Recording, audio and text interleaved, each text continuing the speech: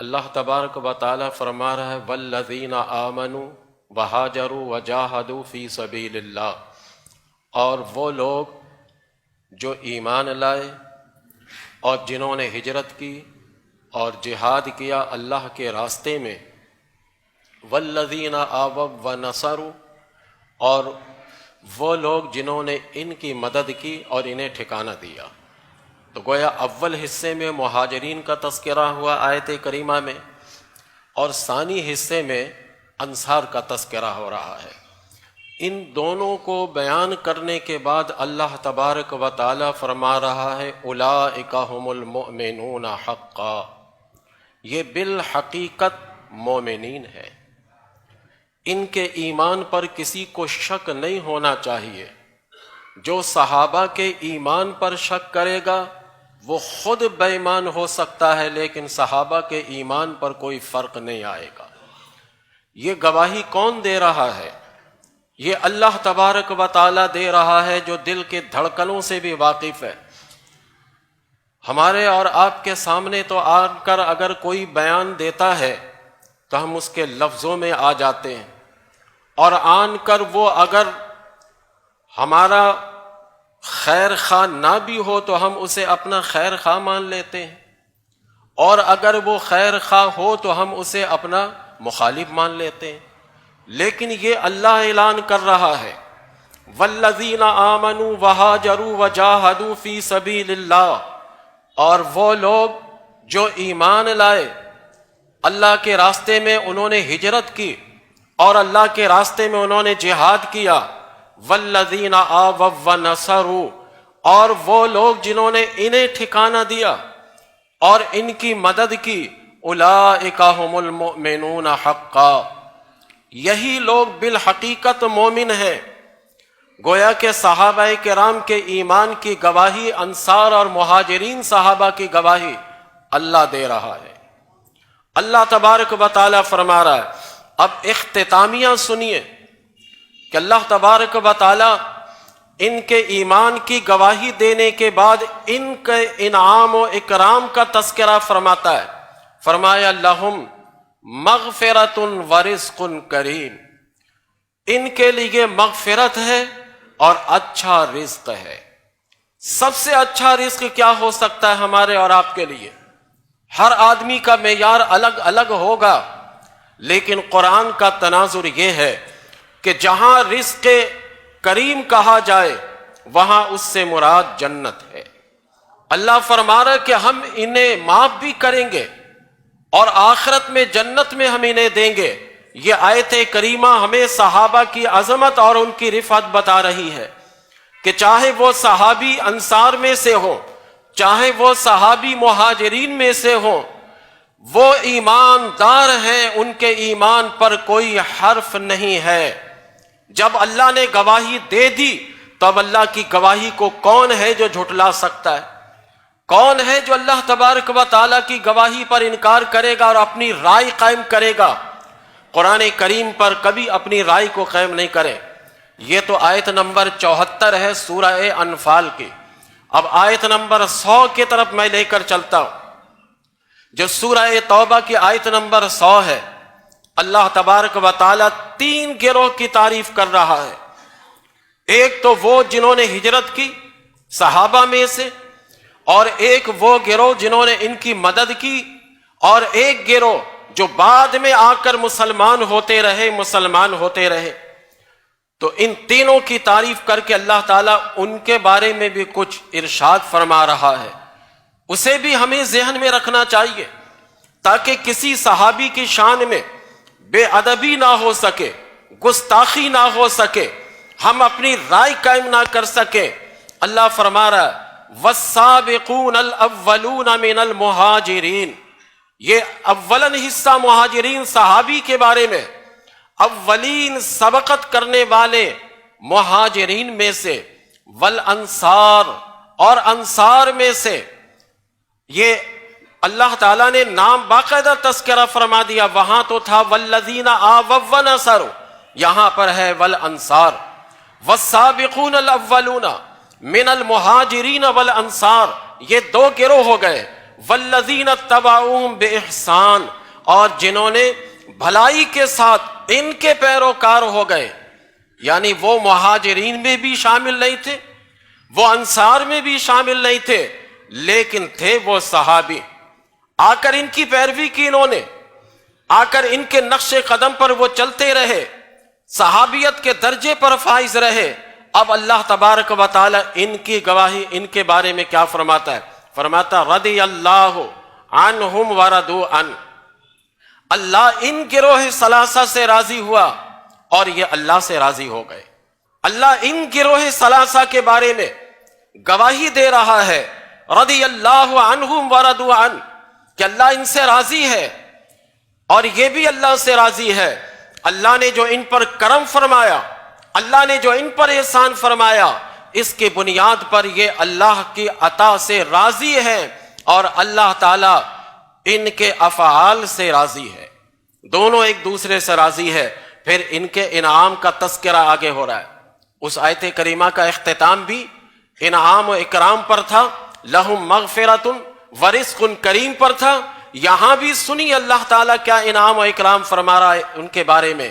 فرمایا وَأَعَدَّ لَهُمْ جَنَّاتٍ تَجْرِي تَحْتَهَا الْأَنْهَارُ خَالِدِينَ فِيهَا أَبَدًا، ان کے لیے ایسے نہریں بہ رہی ہوں گے ہمیشہ ہمیشہ، تجری من تحتها الانہار، نہریں جاری ہوں گی ان کے لیے، اور ان کے لیے جنت ہے ان کے واسطے، اور وہ ہمیشہ ہمیشہ اس میں رہیں گے، کبھی نکالے نہیں جائیں گے۔ صحابی ان کے انعام و اکرام کا تذکرہ اللہ تبارک و تعالی فرما رہا ہے، وہاں بھی رزق کریم کہہ کر ارشاد فرما رہا تھا کہ ہم انہیں جنت عطا کریں گے۔ یہاں فرماتا وَأَعَدَّ لَهُمْ جَنَّاتٍ تَجْرِي تَحْتَهَا الْأَنْهَارُ خَالِدِينَ فِيهَا أَبَدًا، ان کے واسطے ایسی جنت ہے جن کے نیچے نہریں جاری ہوں گی اور یہ ہمیشہ ہمیشہ اس جنت میں رہیں گے۔ ذالک الفوز العظیم، یہی تو بڑی کامیابی ہے۔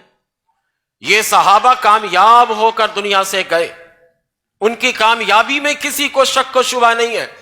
یہ دو آیت کریمہ ہمیں بتا رہی ہے کہ صحابہ گروہ مہاجرین میں سے رہے، صحابہ گروہ انصار میں سے رہے، صحابہ تیسرے طبقہ میں سے رہے، کہ نہ وہ انصار میں سے ہو نہ مہاجرین میں سے ہوں، یہ ہر ایک سے اللہ راضی ہے، اور ہر ایک کو اللہ تبارک و تعالی نے دنیا ہی میں جنت کی خوشخبری دے دی ہے، جنت کی بشارت دے دی ہے۔ اب یہ تو اللہ تبارک و تعالی نے ان صحابہ کرام کی عظمت اور ان کی رفعت کو بیان فرمایا ہے۔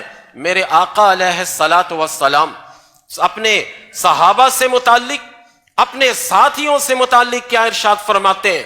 بخاری شریف کا ایک چھوٹا سا جملہ میں آپ کے گوش گزار کرتا ہوں۔ میرے آقا نے فرمایا لا تسبوا صحابی، میرے صحابہ کو گالی مت دینا۔ یہ جملہ ذرا سنیے گا، میں اس کا ایک تجزیہ کر کے آپ کو بتاتا ہوں۔ میں آپ کے سامنے ایک گلاس رکھتا ہوں، اس کے اندر پانی ہے نہیں، میں کہوں گا اس سے پینا مت، آپ ہنسیں گے، آپ کہیں گے کہ جب اس کے اندر پانی ہی نہیں ہے تو پینا مت یہ کیوں کہا جا رہا ہے؟ جب پانی ہی نہیں ہے تو گلاس کو الٹ کر رکھ دیں، سیدھا رکھ دیں، آپ کی مرضی ہے۔ پینا تو وہاں پایا جائے گا جب گلاس میں پانی ہو۔ میرے رب نے فرمایا کہ لا تسبوا، میرے نبی نے فرمایا لا تسبوا صحابی، میرے صحابہ کو برا مت کہنا۔ مطلب یہ کہ برا کہنے والے ہوں گے کچھ، ہوں گے کچھ۔ اگر کوئی صحابہ کو برا کہنے والا نہ ہوتا تو میرے نبی یہ ارشاد کیوں فرماتے؟ یہ میرے نبی صلی اللہ علیہ وسلم کا علم ہے جو اللہ نے اپنے محبوب کو عطا فرمایا ہے، کہ پہلے سے بتا دیا کہ ایسا گروہ رہے گا جو ایسے نفوس قدسیہ کی شان میں بے ادبی کرے گا، گستاخی کرے گا۔ لا تسبوا صحابی، لیکن خبردار، تم میں اگر میرے ماننے والے ہو، تم میری پیروی کرنے والے ہو، قرآن کریم کو اگر مانتے ہو تو میرے صحابہ کو برا مت کہنا۔ تو اس کا مطلب یہ ہوا کہ صحابہ کو برا کہنے والا ہے جب ہی منع کیا جا رہا ہے کہ میرے صحابہ کو برا مت کہنا۔ جیسے گلاس میں پانی ہے تب کہا جائے گا مت پیو، اگر پانی ہی نہ ہو اور آپ سے کہا جائے مت پیو تو آپ کہیے گا کہ ٹھنڈ کی وجہ سے ایسا کہا جا رہا ہے. بھئی پانی ہے ہی نہیں ہے تو پیو کیا؟ مت پیو کیا کہا جا رہا ہے؟ جب گستاخ صحابہ ہوں گے موجود تب میرے نبی نے تنبیہ کی ہے اپنی امت کو اور اپنے چاہنے والوں کو. صحابہ کے غلاموں کو کہا گیا ہے کہ کسی زاویے سے بھی میرے صحابہ کو برا مت کہنا. پھر نبی کی تاکیدات تو دیکھیے، ان نفوس قدسیہ کی عظمت اور شان کو میرے نبی کیسے بیان کر رہے ہیں. نبی کریم صلی اللہ علیہ وسلم کی یہ حدیث ترمذی شریف میں موجود ہے. حضرت عبداللہ بن مغفل رضی اللہ تعالی عنہ اس کے راوی ہیں. آپ فرماتے ہیں نبی کریم علیہ الصلوۃ والسلام نے فرمایا اللہ اللہ فی اصحابی، اللہ اللہ فی اصحابی. 2 دفعہ ترمذی میں یہ الفاظ آتے ہیں. معنی اس کا یہ ہے اتقوا اللہ فی اصحابی، اللہ سے ڈرو، اللہ سے ڈرو میرے صحابہ کے بارے میں. پھر دوبارہ ارشاد فرمایا اللہ اللہ فی اصحابی، یعنی اتقوا اللہ فی اصحابی، اللہ سے ڈرو، اللہ سے ڈرو میرے صحابہ کے بارے میں. لا تتخذوہم غرضا من بعدی، میرے بعد اپنے ہدف کا نشانہ ان کو مت بنانا. کبھی کسی معاملے میں ہدف کا نشانہ بناؤ، کبھی کسی معاملے میں ہدف کا نشانہ بناؤ. خبردار اللہ سے ڈرنا. تاکیدات کے ساتھ آپ نے ارشاد فرمائے اللہ اللہ فی اصحابی، میرے صحابہ کے بارے میں ڈرتے رہنا اور ڈرو. لا تتخذوہم غرضا من بعدی، میرے بعد انہیں اپنے مقصد اور غرض کا نشانہ مت بنانا. فمن احبہم فبحبی احبہم، جو میرے صحابہ سے میری محبت کی وجہ سے محبت کرے گا میں ان سے محبت کروں گا. صحابہ سے محبت اس لیے کیجیے آپ کہ صحابی نے اپنے جان و مال کا نذرانہ نبی کریم صلی اللہ علیہ وسلم کی بارگاہ میں پیش کیا تھا. اگر میرے نبی صحابی سے دن کو کہتے رات تو وہ صحابی کہتے رات. اگر رات کو میرے نبی کہتے صحابہ سے یہ دن تو کسی صحابی نے بھی چون و چرا نہیں کیا، کہتے دن. یہ صحابہ کا جذبہ تھا. ایسے پیروکار صحابہ جنہوں نے نبی کریم علیہ السلام سے ایسی محبت کی کہ جیسے محبت کائنات میں کوئی دیکھ نہیں سکتا. میرے نبی سے الفت ایسی کی کہ کائنات میں ایسی الفت کوئی بھی کہیں دیکھ نہیں سکتا. حضور فرماتے فمن احبہم فبحبی احبہم، جو شخص میرے صحابہ کو دوست رکھے گا، صحابہ سے محبت کرے گا، اس لیے محبت کرے گا، اس لیے دوست رکھے گا کہ صحابہ مجھ سے محبت کرتے تھے، صحابہ میرے نقش قدم پر چلتے تھے.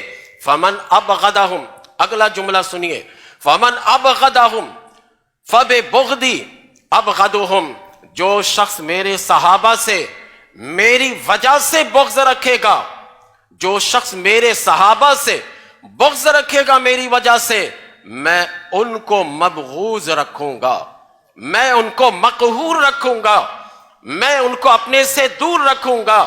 صحابہ وہ ہیں کہ ہم ان سے محبت کر کے نبی کے قریب ہو سکتے ہیں، اور صحابہ وہ ہیں کہ جن سے بغض و عناد کر کے آپ نبی سے دور ہو جائیں گے.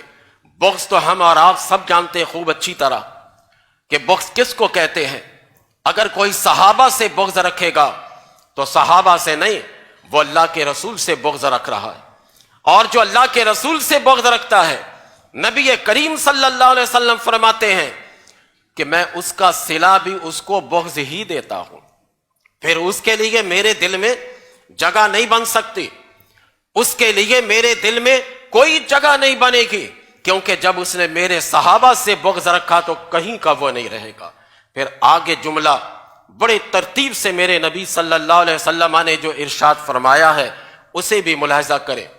آپ فرماتے ہیں فمن آذاہ، جو ان کو اذیت پہنچائے گا صحابہ کو، فقد آذاہم، جو ان کو اذیت پہنچائے گا، فقد آذانی، اس نے مجھے اذیت پہنچائی. ذرا انداز تو دیکھیں، کوئی لیڈر اپنے ورکر کے لیے ایسا جملہ نہیں کہہ سکتا، کوئی پیر اپنے مرید کے لیے ایسا نہیں کہہ سکتا، کوئی باپ اپنے بیٹے کے لیے بھی ایسا جملہ نہیں کہہ سکتا جیسے میرے نبی نے اپنے غلاموں کے لیے کہا ہے. یہ جملہ تو سنیں، فمن آذاہم، جس نے ان کو اذیت دی ہوگی، فقد آزانی، اس نے مجھے اذیت دی ہے، ومن آزانی فقد آز اللہ، اور جس نے مجھے اذیت دی اس نے اللہ کو اذیت دی۔ دیکھیے ترتیب تو ذرا دیکھیں کہ صحابہ کا مقام کیا ہے، اور ترتیب تو آپ دیکھیے ذرا کہ جس نے مجھے اذیت دی ہے اس نے گویا کہ اللہ کو اذیت دی ہے۔ ومن آذ اللہ فیوشک ان یأخذہ، اور جو اللہ کو اذیت دے گا ان قریب اللہ اس کو گردن سے پکڑے گا، پیشانی سے پکڑے گا، ان قریب اللہ تبارک و تعالیٰ کے وہ گرفت میں آ جائے گا۔ یہ ہے صحابہ کی شان۔